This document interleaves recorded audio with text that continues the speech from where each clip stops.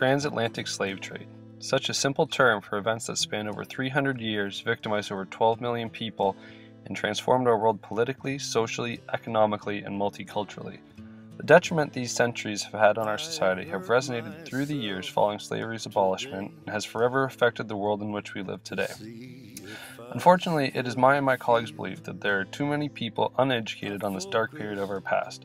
Therefore, we have taken it upon ourselves to illuminate a very brief history of the transatlantic slave trade in an effort to shed some perspective from where we came and better understand what we as humans are capable of, so as to never have history repeat itself in this manner. Therefore, it is with great pleasure that we present to you our version of the transatlantic slave trade. The year is 1643. Naval advancements were the greatest they had ever been, and European countries were itching to fill in the blank edges of the map and expand their countries' or empires' reach. Europeans weren't looking for slaves though, no. They were looking for a means of trade for gold and luxury items from the Middle East, and also to expand the power of European Christendom in order to quash other religious threats. The Portuguese were among the first to embark on long naval voyages and arrived on the west coast of Africa only to be greeted by strange dark-skinned people with whom they traded trinkets and goods. Unfortunately, this is not where it stopped, as negotiations were made for the first slave trade, which consisted of 10 men to be shipped back to Portugal.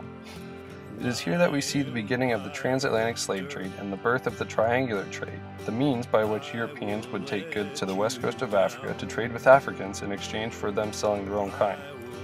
These betrayed Africans would then take the Middle Passage and take the life-threatening voyage from Africa to the Americas.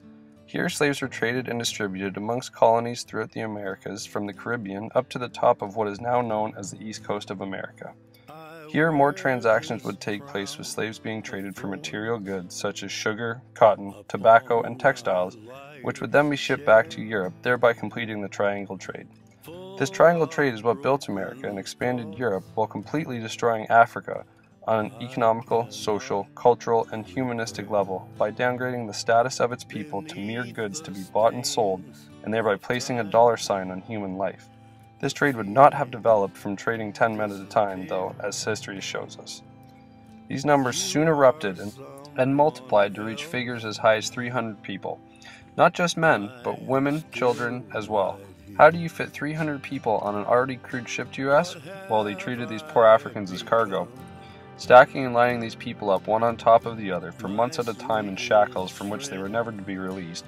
Many slaves did not survive this Middle Passage due to inhumane living conditions, sickness, disease, and other physical abuse, but the fate of those who survived was not much better. In the Americas, slaves were made to work on plantations under extremely harsh living conditions and under the tyrannous rule of slave owners who perhaps had even less regard for African lives. For them, it was cheaper to buy new slaves than to sustain the ones they already had, much like people today treat cars. When a slave was sick, tired, or worn, it was easier to dispose of them and buy another rather than to aid them, furthering the dehumanization of African people and therein solidifying their purpose within the European view as a commodity. Now step back and really think about this. An entire trade network enveloping many countries was developed and sustained for 300 years based on the devaluation of Africans' lives, beginning with their own people. As a human being, the sale of life is shocking enough and unfortunately continues today with things like sex trafficking, but has never been executed on a scale like this. For literal centuries, over 12 million Africans were bought and sold into slavery, with an estimated 3 million dying during the Middle Passage, leaving the fates of those who made it to the Americas unknown. Hitler committed genocide against the Jewish people for 4 years and killed over 6 million European Jewish people and created what is now known as the Holocaust, which almost everyone is familiar with. Not to downplay the travesties committed against the Jewish people, but this seems to at least play in the same ballpark as the transatlantic slave trade. In terms of the cost of human life, it gets far more historical attention in our society now. Not to mention the after effects of the transatlantic slave trade: racism, segregation, apartheid. These are all issues that transcended far past the abolishment of slavery and have set back African people as a whole into our modern society.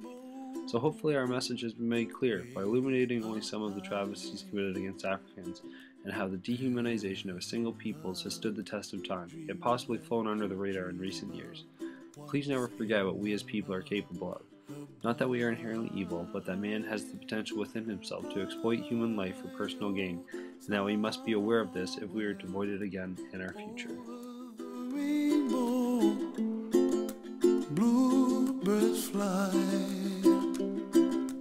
and the dreams that you dream of, dreams